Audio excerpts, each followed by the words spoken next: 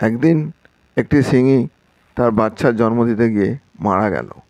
সেই সময় সেখান দিয়ে একটি ভেড়ার দল যাচ্ছিল। তো সেই ছোট সিংহটি সেই ভেড়ার দলে যোগ দিল এবং ভেড়াগুলিও তাকে তাদের দলের সদস্য মনে করে সঙ্গে নিয়ে এলো। এইভাবেই সে ভেড়াদের সঙ্গে বড় হতে থাকলো এবং সে নিজেকে ভেড়া বলেই মনে করত। যেহেতু সে তার চারপাশে সবসময় ভেড়া দ্বারা আবৃত হয়ে থাকতো, সেই জন্য সে নিজেকে ভেড়া বলেই মনে করত এবং তার খাদ্যাভ্যাসও নিরামিষাশী হয়ে গেছিল। সে ঘাস পাতা এইসবই খেত।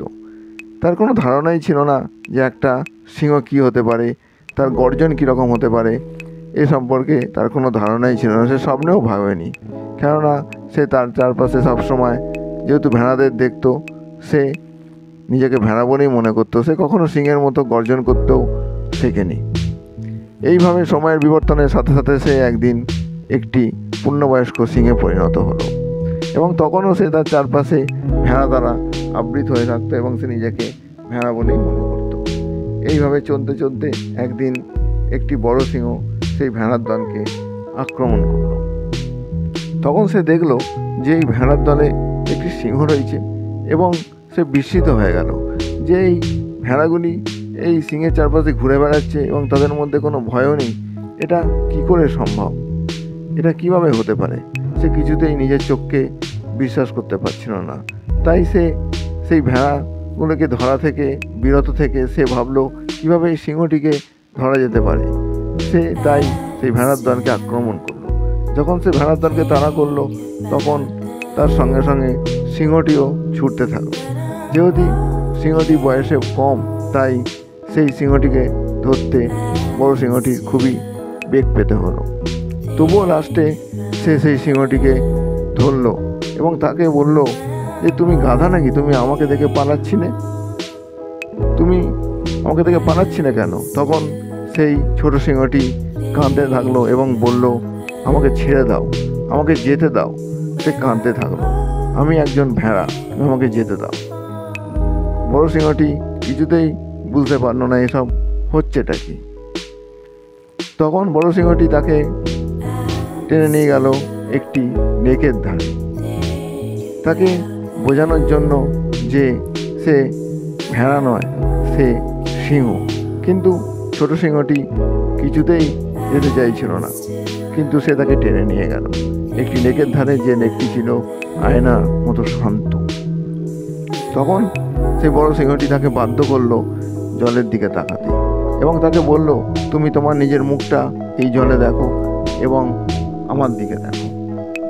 তখন সিংহটি যখন জলের দিকে দেখলো, তখন সে বুঝতে পারলো সে তো ভেড়া নয়, সে তো আদতে একটাই সিংহ। তখন সে নিজেকে আবিষ্কার করতে পারলো এবং সে বুঝলো যে সে ভেড়া নয়, সে আদতে একটি সিংহ।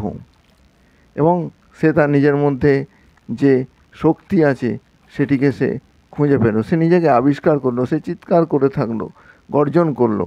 সেই গর্জনে পুরো বন কেঁপে উঠল।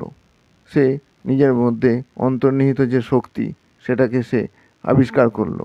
সে নিজেকে আইডেন্টিফাই করলো একজন সিংহ হিসাবে এবং সে তার ভেতরের শক্তিকে প্রকাশ করলো তার গর্জনের মাধ্যমে। তার সুপ্ত যে শক্তি ছিল সেটিকে সে তার যে ক্ষমতা তাতে রূপান্তরিত করল এবং সে নিজের মধ্যে সমস্ত ভয় দুর্বলতা কাটিয়ে উঠল, যেটা সে ভেড়া হলে কোনোদিনও কাটিয়ে উঠতে পারল না। তো বন্ধুরা, এই গল্পটি থেকে আপনারা কি বুঝলেন? এই গল্পটি থেকে আমরা এটাই বুঝতে পারলাম যে আমাদের সবার মধ্যেই কিন্তু এরকম একটি অন্তর্নিহিত শক্তি আছে। আমরা আমাদের ভেতরের অন্তর্নিহিত শক্তিকে কখনোই খুঁজে বের করার চেষ্টা করি না। আমরা কখনোই সিংহ হয়ে ওঠার চেষ্টা করি না। আমরা সবসময় মানুষের দ্বারা পরিবেষ্টিত হয়ে থাকি এবং সেই মানুষগুলি আমাদের বলতে থাকে যে তোমার দ্বারা কিচ্ছু হবে না। আমরা এটাই ভেবে নিই, হ্যাঁ সত্যি হয়তো কিছু হবে না। কিন্তু যখন আপনি এই মানুষগুলোর থেকে আপনি নিজেকে আলাদা করতে পারবেন এবং সিংহের মতো নিজের ভেতরে যে অন্তর্নিহিত শক্তি সেটাকে যখন আপনি আবিষ্কার করতে পারবেন, তখন আপনি বুঝতে পারবেন যে আপনি কত কিছু করতে পারেন এবং আপনি তখন সাফল্যের দোরগোড়ায় পৌঁছে যাবেন এবং আপনার সাফল্যকে কেউই আটকাতে পারবে না সিংহের মতো।